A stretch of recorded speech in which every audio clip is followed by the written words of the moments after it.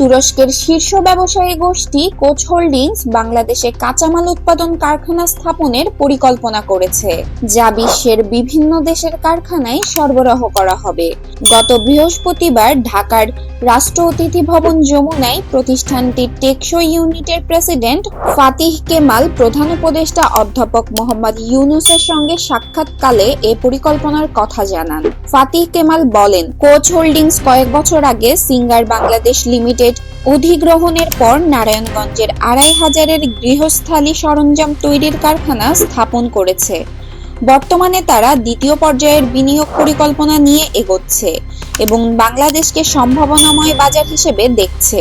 অধ্যাপক ইউনূস বাংলাদেশে তুরস্কের আরও বেশি বিনিয়োগকে স্বাগত জানিয়ে বলেন, দেশটি এখন ব্যবসার জন্য প্রস্তুত। তিনি তুর্কি কোম্পানিগুলোকে বাংলাদেশে কারখানা স্থাপন করে তুরস্ক, ইউরোপ এবং অন্যান্য দেশের রপ্তানির